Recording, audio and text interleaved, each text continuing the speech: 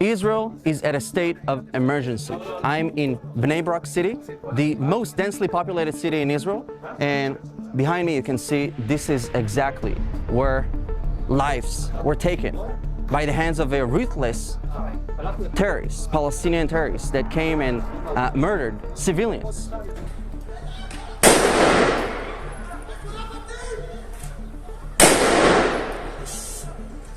This is just unthinkable. And I came here because I want you to understand what is happening here. There are human beings, there are civilians living here. This is an apartment building here. And imagine if this terrorist attack happened next to your apartment building, where human life was taken next to you. And also during this horrific event, the Palestinian terrorists tried to enter buildings in order to slaughter families. He tried to break into apartments and slaughter families. He didn't succeed that. So we did see a miracle that happened here. That guy on a bicycle wasn't murdered. The gun of the terrorist jammed. He tried to shoot at him from point blank. You see this in the video. This is the reality for us Israelis.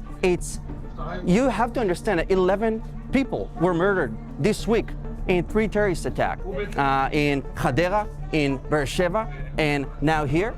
It's just crazy that this is happening. This is the reality for Israelis. But I have a message from here that I want to send a message to Israel's haters. We are not going anywhere. Am Israel Chai. Terrorism will never prevail. We are going to stay here. Terrorism will never kick us out of here. I know the terrorists want us dead.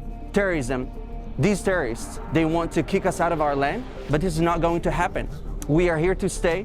This is the one and only Jewish state in the world. We have nowhere else to go. And the fact that they are coming here and murdering us, this is just unthinkable. So this is the message that I have. They will never break us. And to see these Palestinians celebrating life that was taken, this is just crazy and unthinkable that they celebrate lives that were taken. They celebrate terrorism. These terrorists, they want to achieve, they want us to be scared. They want us out of here. They can't tolerate that we are living here, but we are not going anywhere. So Yanki, you live in Bnei Brak and you experienced this terrorist attack personally. Can you tell us how? Yes, I live like 7 minutes walk from here. And when I heard the shooting, I called my wife. I said, what's going on? She said, everybody's at home. I told her what's going on. She told me that just not long before the shooting, my son, 11-year-old, came here on his bike. He was riding on his bike. He went to meet a friend from school. And we were so worried, we didn't know what's going to happen the next day. Today, like if people are going to go to school, if shops are going to be open, because this is a city that's never been experienced in such terror attacks. The last terror attack was like 20 years ago, maybe even more. What's your message to these terrorists as a Bnei Brak resident? It's so funny because we are one of the